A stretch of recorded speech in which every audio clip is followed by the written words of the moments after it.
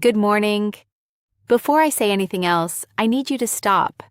Stop whatever you're doing and listen carefully, because what I'm about to share with you in the next few minutes could genuinely change the trajectory of the rest of your life. I'm not being dramatic, I'm being honest in a way that most doctors never are with their older patients. You see, there is a version of growing old that nobody talks about on television.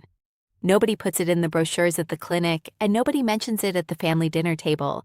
It's the quiet version, the version where the kids have moved away, the house feels too big, and the days blur together.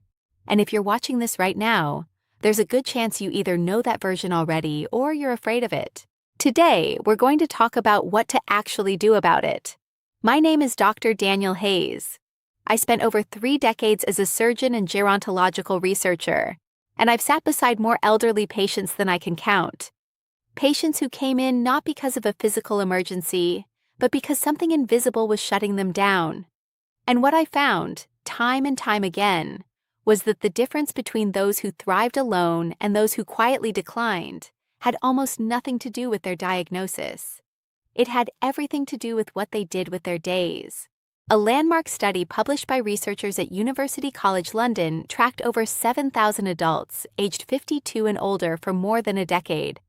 What they found was staggering. Socially isolated older adults had a 26% increased risk of premature death, a 64% increased risk of developing clinical dementia, and a 32% higher likelihood of experiencing a serious fall within 2 years. 26%, 64%.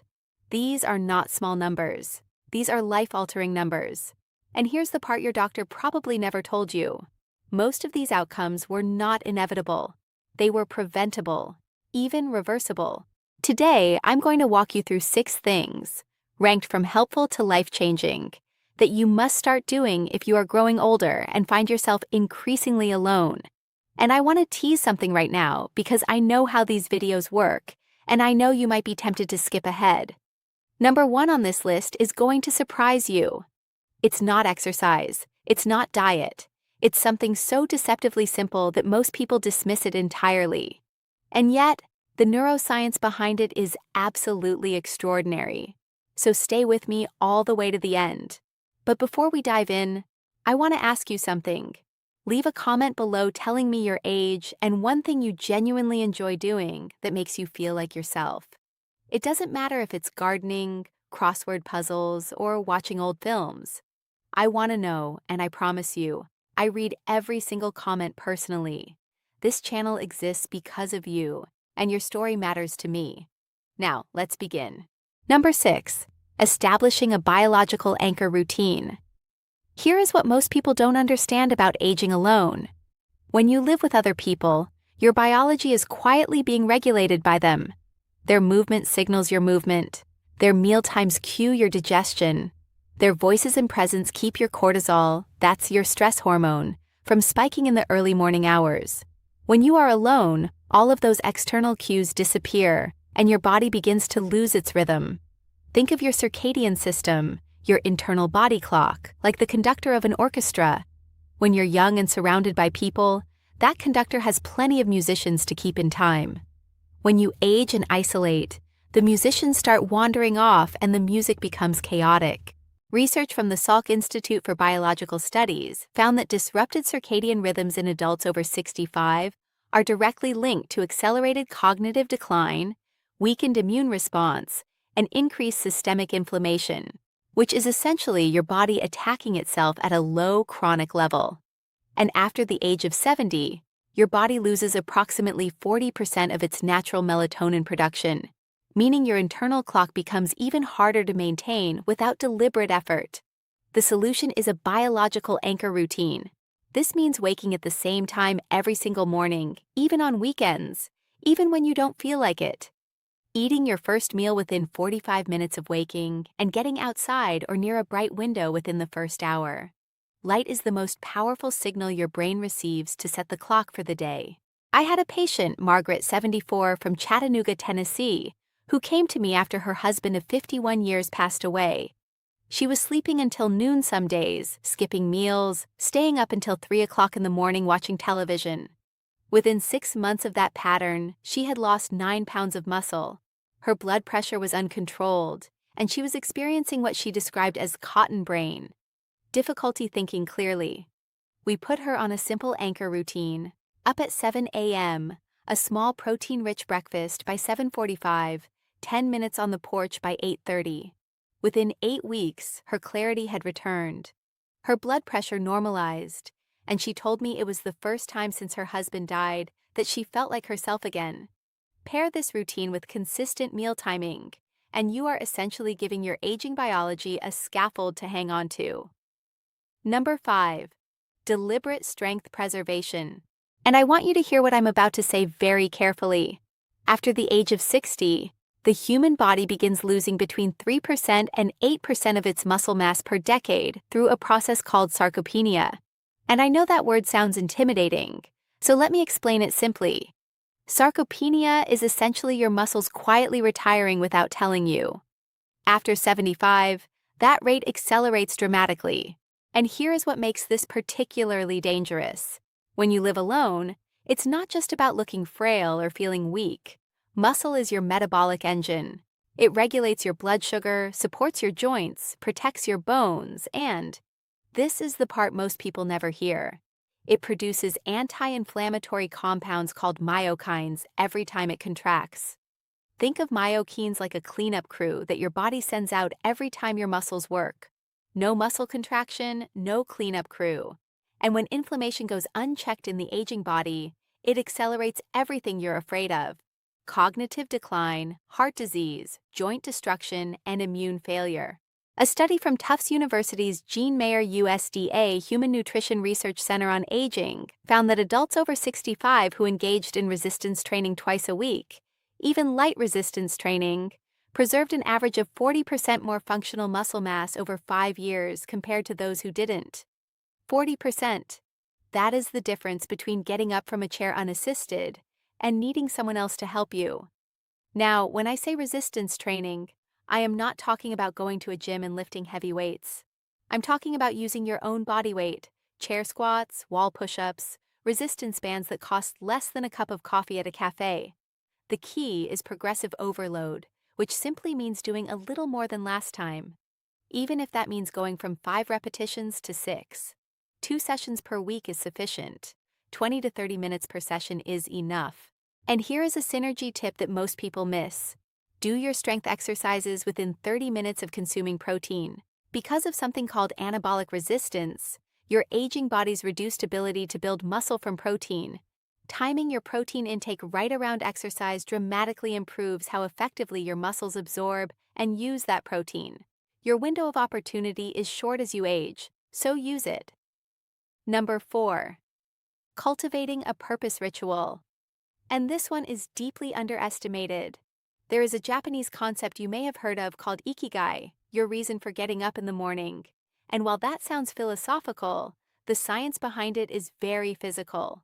A study published in the journal Psychosomatic Medicine followed over 6,000 adults with an average age of 68 and found that those with a strong sense of purpose had a 15% lower risk of death from all causes and were significantly less likely to develop Alzheimer's disease over the course of the study. 15% lower risk of death from having a reason to get up. Here is why this works biologically. Purpose reduces chronic cortisol production. And remember, cortisol is your stress hormone. When cortisol runs chronically high in older adults, it literally shrinks the hippocampus. That's the part of your brain responsible for memory formation, by up to 14% over several years. Purpose also activates the brain's reward circuitry through dopamine release, which keeps neural pathways active and resistant to degeneration. Think of it like water running through a pipe. When water flows regularly, the pipe stays clear. When it sits stagnant, rust accumulates. The purpose ritual I recommend is this.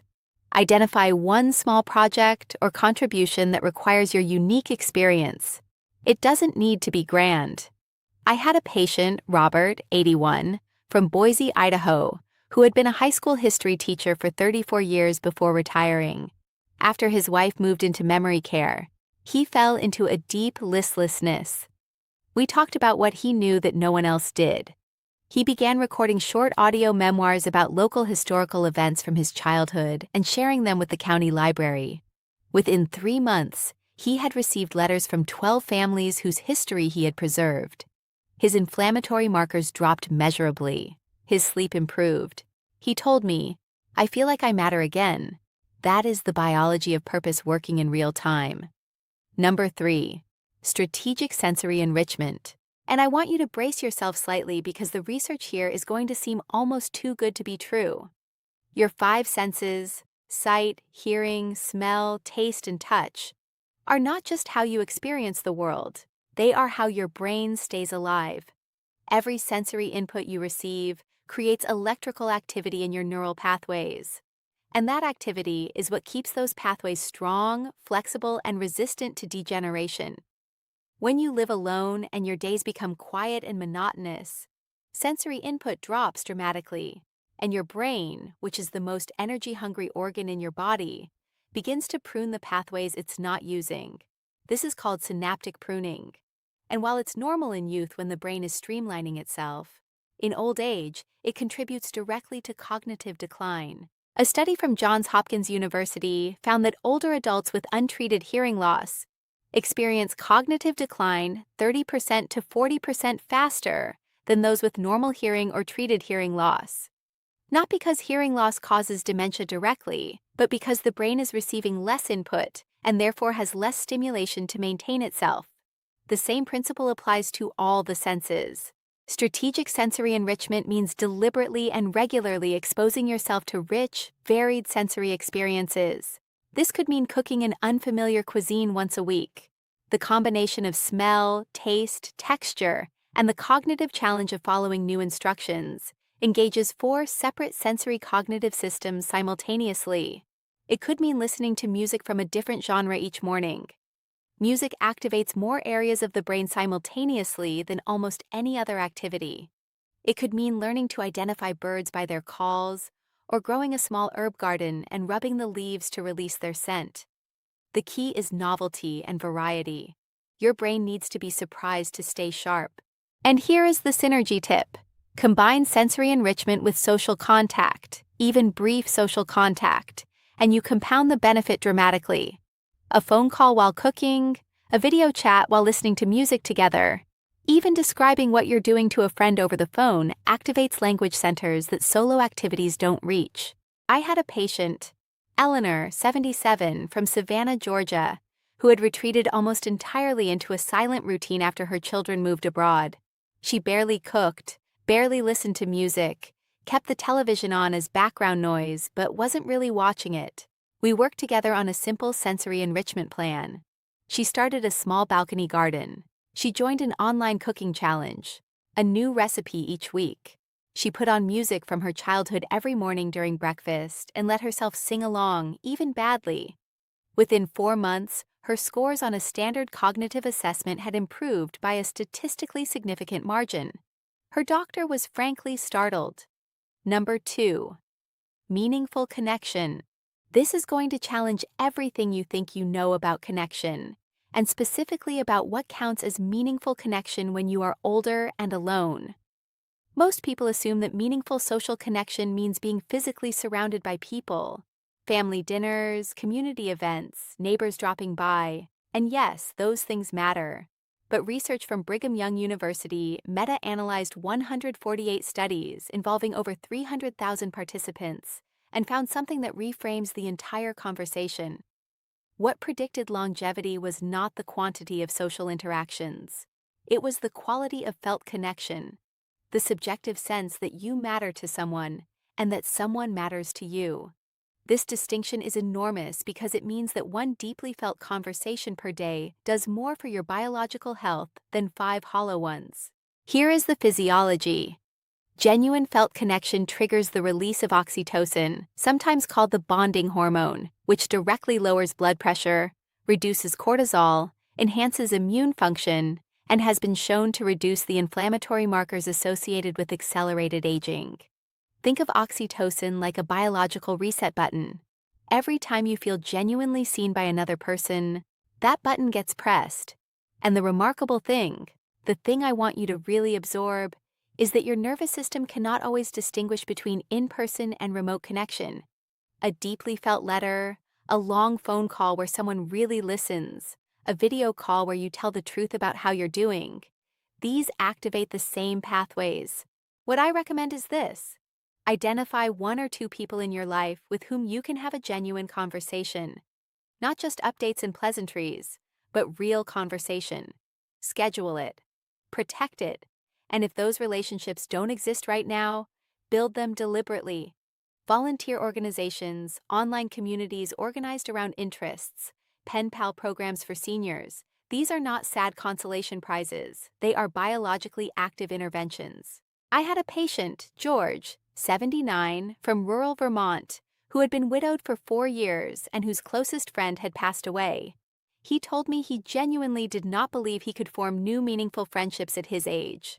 We talked him into joining an online forum for woodworking, which he had done as a hobby for decades. Within 8 months, he had made 2 friends he spoke to weekly, had been invited to a virtual workshop, and had been asked to mentor a younger woodworker. His doctor noted a measurable improvement in his inflammatory panel. George told me, "I forgot that other people could find me interesting." That sentence broke my heart and repaired it at the same time. Pair this practice with honest vulnerability, allowing yourself to say, "I'm struggling today," or "I miss having someone to talk to," and you accelerate the depth of connection that forms. Vulnerability is not weakness in old age. It is a superpower. Number 1. Developing a daily practice of effortful learning. And now we come to number 1. The single most powerful thing you can do when you grow old and find yourself alone. And I promised you early on that this would surprise you, and I believe it will. Number 1 is developing a daily practice of effortful learning. I know you might have expected something about diet or supplements or a specific kind of exercise, but the science here is so compelling, so overwhelming, and so consistently underutilized by older adults that I had to place it at the top of this list. A study published in the New England Journal of Medicine, one of the most respected medical journals in the world, found that older adults who regularly engaged in cognitively challenging, effortful learning activities reduced their risk of developing dementia by up to 63%. 63%. That number has stayed with me since the first time I read it. Here is what's happening at a cellular level. Your brain, like your muscles, operates under a use it or lose it principle, but with one critical difference: passive activities. Watching television, listening to familiar music, doing the same crossword puzzle format you've done for years. Maintain existing pathways without creating new ones. Effortful learning, on the other hand, learning something genuinely difficult, something your brain has to strain to understand, stimulates what neuroscientists call neurogenesis, which is the creation of brand new neurons, even in adults well into their 80s. For decades, scientists believed neurogenesis stopped in early adulthood. They were wrong. The hippocampus retains this capacity well into late life, but only if it is sufficiently challenged. Effortful learning also triggers the production of a protein called BDNF, brain-derived neurotrophic factor, which I want you to think of as fertilizer for your neurons. It strengthens existing connections, supports the growth of new ones, and has been shown to slow the neurological deterioration associated with Alzheimer's disease. The more you challenge your brain, the more BDNF you produce. And critically, this effect is greatest in adults who begin learning challenging new things after the age of 70, because the brain responds to the novelty with an especially strong protective adaptation. What counts as effortful learning?